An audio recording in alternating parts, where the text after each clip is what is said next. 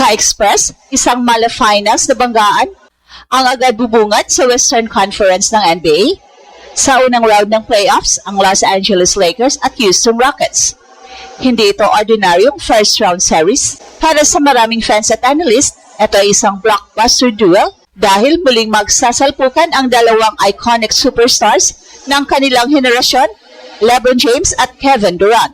Ang Lakers ay pumasok sa playoffs bilang ika-4 na seed sa Western Conference matapos ang isang sulit regular season, habang ang Houston Rockets naman ay nasa ika-5 pwesto matapos ding magpakita ng malakas na performance sa buong taon. Dahil dito, halos tabla ang inaasang lakas ng dalawang kupunan sa best of 7 series. Pero higit pa sa team standings, ang tunay na nagbibigay ng excitement sa matchup na to, ang spotlight ay nakatuon sa dalawang future Hall of Famers na patuloy na naglalaban para sa legacy sa dulo ng kanilang mga career. Para kay LeBron, ang pagkakataong ito ay isa na namang patunay ng kanyang hindi pangkaraniwang longevity sa NBA. Sa edad na 41 at nasa ika-23 season na sa liga, patuloy pa rin siyang naglalaro sa mataas na antas. Sa loob ng mahigit 2 dekada, naging sentro siya ng pinakamalaking playoff battle sa liga. Pero sa bawat taon na lumilipas, mas lalo lamang lumalakas ang usapan tungkol sa kanyang kakayahang manatiling elite kahit lampas na sa traditional na prime years ng isang atleta.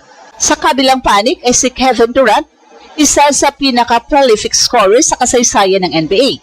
Kilala sa kanyang effortless scoring ability at versatility sa offense, si Durant ay patuloy na nagiging pangunahing sandata ng Rockets sa kanilang pag-akyat bilang isang seryosong contender sa Western Conference. Ang kanyang presensya sa lineup ay nagbibigay ng malaking scoring threat sa bawat laban, lalo na sa playoff stage kung saan mas tumitindi ang pressure at intensity ng bawat possession. Kapag magsimula na ang Game 1 sa Los Angeles, inaasahang magiging sentro ng atensyon ang kanilang personal rivalry. Sa loob ng mahigit isang dekada, sina LeBron at Durant ay nagkaroon ng maraming iconic matchups mula regular season battles hanggang sa kanilang mga laban sa NBA Finals noong nakaraang dekada. Ang kanilang pagharap ay palaging nagiging simbolo ng banggaan ng dalawang magkaibang playing style. Si LeBron ay kilala sa kanyang all-around dominance at elite basketball IQ, habang si Durant naman ay kilala bilang isa sa pinakadelikadong scorer sa modern NBA. Pero hindi lamang ang dalawang superstars ang magdidikta ng takbo ng serye. Sa panig ng Houston Rockets, may malalim silang lineup na kinabibilangan ng mga batang talento na unti-unting nagiging pundasyon ng kanilang bagong era. Ang kombinasyon ng veteran leadership ni Durant at ang energy ng mga batang players ay nagbibigay sa Houston ng balancing roster na kaya makipagsabayan sa anumang team sa Western Conference. Sa kabilang banda, ang Lakers ay umaasa sa kanilang sariling kombinasyon ng karanasan at supporting cast upang suportahan si LeBron sa playoff run na ito. Sa kasaysayan ng NBA, maraming beses nang napatunayan ni LeBron na kaya niyang dalhin ang isang kupunan sa mas mataas na antas sa postseason. Ang kanyang leadership, playmaking at composure sa ilalim ng pressure ay kadalasan nagiging malaking factor sa mga seryeng dikitan. Ang matchup na ito ay may malaking kahalagahan, hindi lamang para sa kasalukuyang playoffs, kundi para rin sa legacy ng dalawang superstar. Para kay LeBron James, bawat playoff appearance sa puntong ito ng kanyang career ay nagdaragdag ng kanyang already historic resume. Ang kakayahang makipagsabayan sa mas batang teams at players ay lalo pang nagpapatibay sa argumento na siya ay kabilang sa pinakamahusay na manlalaro sa kasaysayan ng basketball. Para naman kay Durant, ang seryeng ito ay pagkakataon upang ipakita na ang Rockets ay handa na makipagsabayan sa pinakamalalakas na kupunan sa liga. Ang pagtalo sa isang team na pinamumunuan ni LeBron ay hindi lamang simpleng playoff victory. Ito ay maaaring magsilbing malaking statement na ang Houston ay seryosong contender para sa mas malalim na run sa Western Conference. At habang papalapit ang Game 1, lumalakas ang excitement ng mga fans sa buong mundo.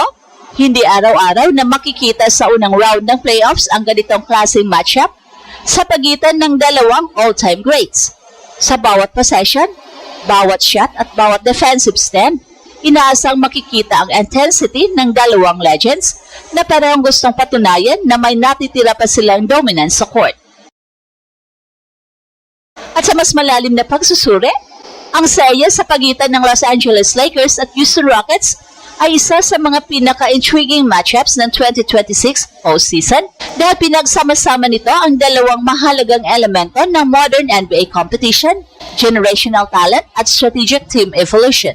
Ang banggaan ni LeBron at Durant ay hindi lamang simpleng duel ng dalawang superstars, ito ay isang simbolo ng patuloy na paglipat ng kapangyarihan sa liga habang ang mga veteranong alamat ay patuloy na sinusubukang makipagsabayan sa mas batang henerasyon ng mga players. Para kay LeBron, ang playoff series na ito ay may mas malalim na kahulugan kaysa ordinaryong postseason matchup.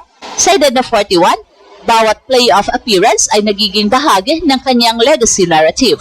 Ang kakayahang manatiling productive sa ganitong edad ay bihirang makita sa kasaysayan ng NBA. Sa loob ng mahigit 2 dekada, nagawa niyang baguhin ang paraan ng pagtingin sa athlete longevity sa professional basketball.